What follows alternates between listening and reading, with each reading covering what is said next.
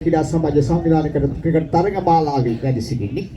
ඒ තුනේ තවත් සුවිශේෂීම කණ්ඩායම් පහක් මේ තරගමාලාවේදී මුණ ගැසී තිබෙනවා.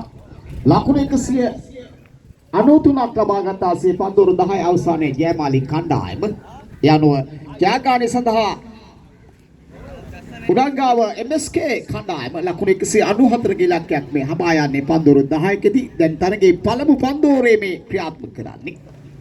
ඕලක ආරම්භක පන්දියවන අයලින් තමගේ සීමාවේ සිට දිවයන්නේ. තරමාගේ පිටේ නවසම්පකද සිල්වන්න පන්දුව වයිට් පන්දුවක් එටිට රුපන් පාලප්පා ප්‍රධාන විශ්කාරකලියා මෙදන් සංජා කරනවා මේ වෙනමින්. ඒ සමගම අපිට දකින්න ලැබෙනවා මේ සුවිශේෂීම තරගමාලාව මැනමින් සංවිධානය කර තිබෙනවා. විශේෂයෙන්ම මේ පුරවරේ පිහිවුණු අපූර්ව ක්‍රීඩක අතරේ වර්තමානයේ ලසිත් කුස්පුල්ලි අප මතක් කර සිටින ශ්‍රී ලංකා ජාතික කණ්ඩායමේ 2020 කණ්ඩායම නියෝජනය කරන්නට හැකියාව ලබාගත් සුවිශේෂ ක්‍රීඩකයා. යතර තොපුව ජයමාලි ක්‍රීඩාංගණයේ වසර 41ක ඈත අතීතයට අප රැගෙන යනවා මේ අපූර්ව තරගමාලාව 2026 ක්‍රිකට් පියස්ටා මේ අපූර්ව තරගමාලාවේ තොපුව ජයමාලි කණ්ඩායම සමග තරග වදිනවා. උඩංගාව MSK කණ්ඩායම ලකුණු 194ක ඉලක්කයක් මේ හඹා යන්නේ.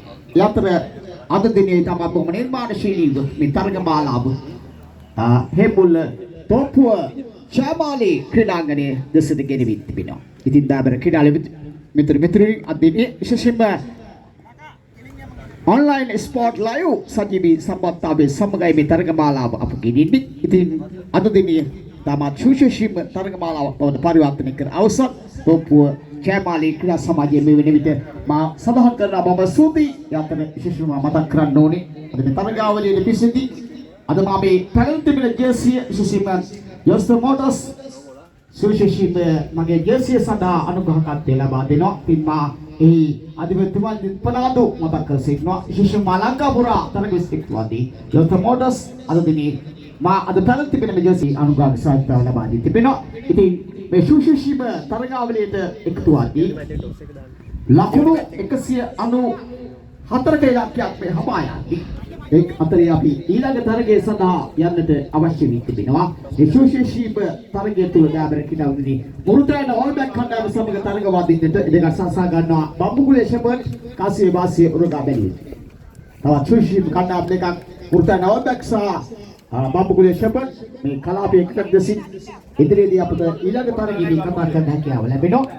දාබර ක්‍රීඩාලෝනි මෙතන